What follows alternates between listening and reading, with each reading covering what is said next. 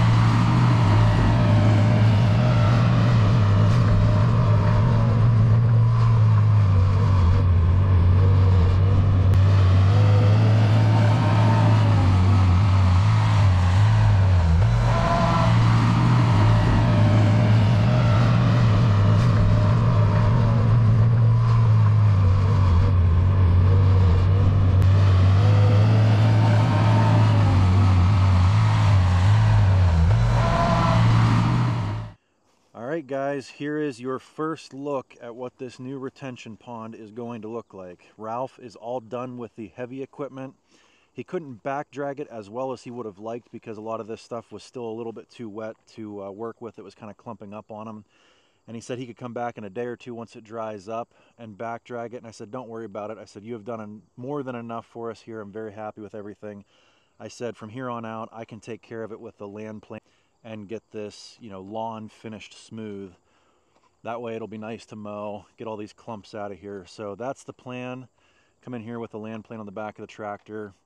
One thing I did want to point out is this pond has only had water in it for about a week at this point. And as you can see, this is the first time we've ever had issues with algae, and I can't believe it's happened this quickly.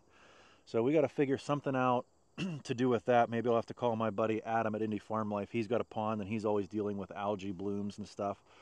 So I'll see what he recommends for that. But I am pretty excited about this. This is the first time that I have seen a pond going in the right direction. We haven't had rain here since that last big rainstorm. And the water level on this has come up an inch or two every day, which, you know, it might not sound like a lot, but with the amount of surface area here, you know, I mentioned earlier this is only 1/6 the size of the other pond, but with the amount of surface area we still have here, an inch of rise in this pond is still quite a few thousand gallons of water. So anyway, let's go ahead and get this all dressed up, and then I got to get some grass seed on this.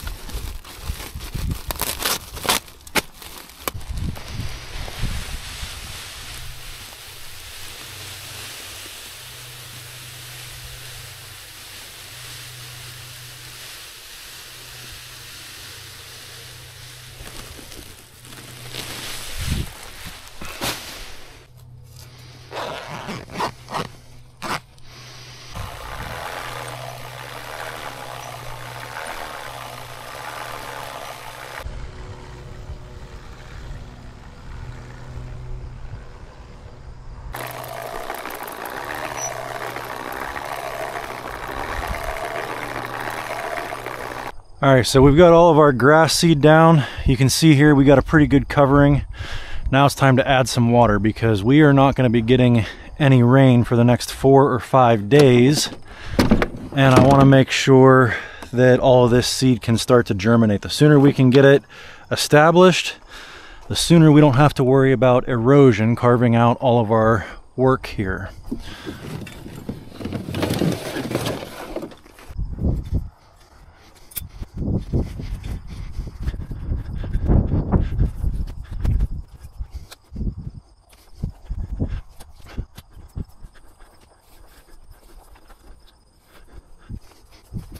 If only they invented something like a hose reel or something, that'd be great.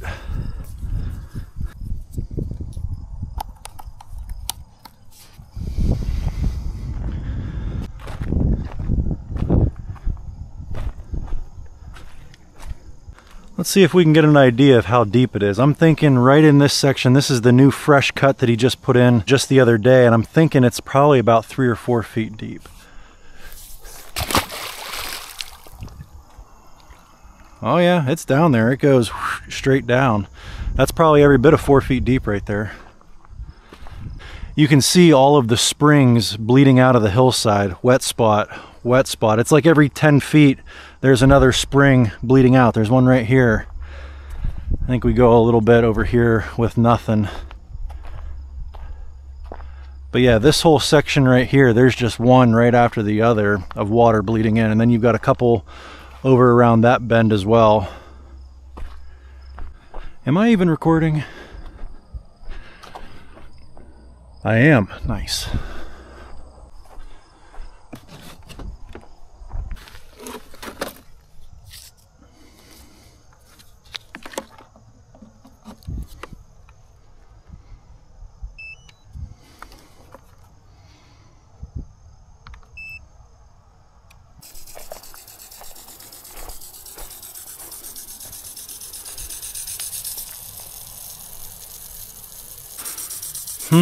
Maybe my pump doesn't have enough pressure. I thought for sure that would have worked. It's a utility pump. I think it's a 3rd horsepower, but I thought it would have at least run a sprinkler. All right, so I have tried 3 different types of sprinklers. This is the only one that works with the little amount of pressure that that pump is able to put out. The pump that I'm using is a Harbor Freight Drummond 1/3 horsepower. And you can see for, you know, watering a small area, it would work just fine. But for as much as I need to do, I need a little bit more. And what I'm going to go get here tonight is not going to solve my irrigation problems, but it is going to do a little bit better than this. I'm going to head back over to Harbor Freight and get their 3/4 horse pump. This one says it'll lift up to, I think it said 31 feet. And the 3/4 horse says it'll lift up to 40 feet. You can see the biggest problem we're facing right now is it's quite a ways down into the pond, as well as there's a grade going uphill here. So we're lifting quite a bit of head pressure. So I'm gonna see if that 3/4 pump will get us any more area. I really just need to get this grass seed germinated before this weekend, because we're supposed to be having some pretty heavy, serious thunderstorms. And this area right here is what I'm most concerned about, because this is what's going to wash. The water comes rushing through here and is going to carve all this back out. So I want to see if I can get some grass seed rooted in here first. Okay, here is the new 3/4 horsepower submersible utility pump. It does come standard with a 1 1/4 inch discharge port, but I believe inside there is also a garden hose thread adapter, which is what we need. Obviously not the right tool for the job, but it is, being that we're in such a rush. To find anything else, we're gonna have to wait for days and days of shipping, and this will at least allow me to get that grass seed wet and hopefully starting the process of germinating by the weekend. And by the way, through the years I have gone down the submersible pump rabbit hole. This is a 1/6 horsepower, and then when that wasn't good enough, I bought the 1/3 horsepower, essentially doubling that. And now we're at a 3/4 horsepower pump, yet again doubling. So if you're gonna get yourself a submersible pump, just do yourself a favor, get the big boy to start. Just for reference, they're almost the same size, so just a lot more power. I believe this one's $100 and this one's like $189. So for $90 more to double your output. This one's rated for 2,000 gallons per hour at 0 head. This one's rated for 4,400, so over double. Kind of a no-brainer. I don't know why I got that one. All right, throw it in.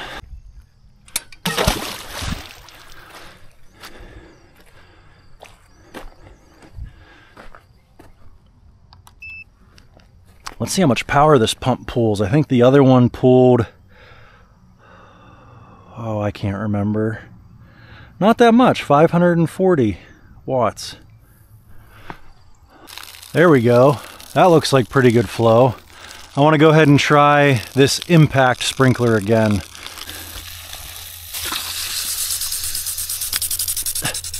There we go. Oh, that makes me happy. Again, not the most powerful thing, but at least this is going to cover a larger area now than I was. You can see that was all the more area I was able to cover, and now we've got this big section here we're going to be able to water all at once. I'll still have to come down here every half hour or so, pick it up, move it, do a different section, but this section right here is where all the water is going to come racing in, and I want to get this as close to germinating as I can. Well, I really don't think this is going to be all that bad. I got that section done over there, picked it up, moved it, did this section over here, and you can see it's already pretty wet down here in just 10 minutes or so. So I think I can set this down here, let it go for 10 minutes, go work on something else, come back out, move it over here, get this section done, and just keep moving it all around. I don't think it'll take all that long. Now, you know, if you start doing this days on end, that could get old pretty quick. But like I said, we got rain coming in 3 days. So I really just need to do this for the next 2 or 3 days, keep this wet. And I'll probably only run it in the mornings and evenings, let it dry out during the day, and then get her going again at night.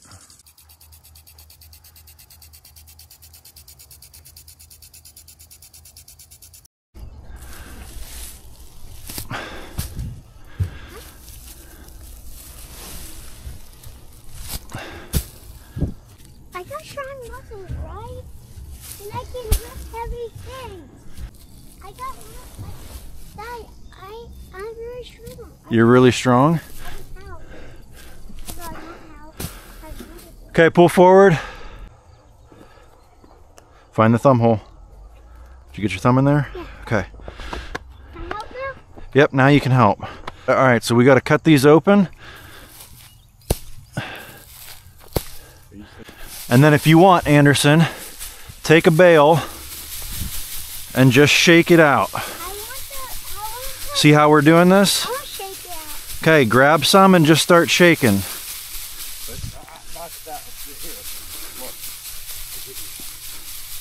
shake it. Don't shake it too much in one spot. Look. Into it. I want to get some.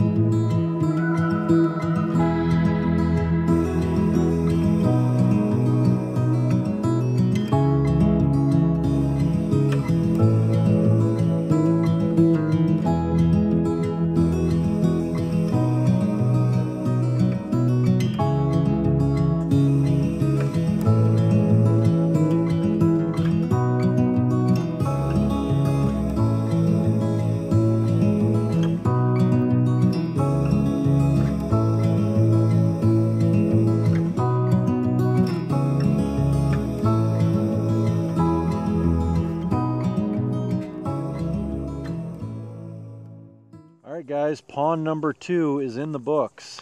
We still have a little bit left to finish down on this end. The reason we didn't do this is because as I was trying to grade this out with the land plane on the back of the tractor, I noticed it was still a little bit soft, needs to firm up a little bit more. So I didn't want to put any seed or straw or anything down there until I'm able to get that dressed up how I want it. But as far as this whole section goes, this came out really, really nice. The thing that surprised me the most is this probably took, between my dad and I and Anderson doing it, 1.5 to 2 hours. And Anderson was engaged the whole time. At 4 years old, that really impressed me. I thought for sure he was going to be having fun spreading straw for 5-10 minutes and then be off doing something else. And he was out here the whole 2 hours with us putting this down. Now, was he helping all that much? No, not really, but it was just fun having him out here with us and having him be a part of it. And also very happy with how that new 3/4 horse pump is running this sprinkler. And we've been running that sprinkler for probably 2 days now, and the water level down here has not dropped at all, which I kind of figured it wouldn't. Even some of those test holes that I was pumping out, or the one day that it actually filled in here when we just had the topsoil stripped, we had a much smaller body of water than this that I tried pumping out with a garden hose. And a garden hose just does not make a dent when you start talking thousands of gallons of water. So I know that, you know, running that sprinkler out here is not going to do anything to that water level. You need, if you wanted to bring this water level down, you need a trash pump, and as you guys saw at the beginning of this video, probably 2 trash pumps to move the water in any kind of timely fashion. Anyways, guys, the rain is supposed to be moving in tomorrow evening. I am hoping that we get some nice, gentle, soaking rains and not any gully washers that's going to wash out all this hard work that we've done. But I do think it's supposed to rain Friday, Saturday, Sunday, and Monday. So 4 days of rain. If we do get any kind of meaningful, measurable rainfall, I don't think it'll take much to fill this pond. And then our next problem to solve is going to be how to get this water from down here up to the upper pond. Again, it's about 45 or 50 feet of elevation change to go from this one to up there. But that's the next step in this process, is getting the water from this pond up to the other one. Hope you guys enjoyed this one. If you did, give me a big thumbs up, click that subscribe button, and we'll catch you on the next one. Thanks for watching.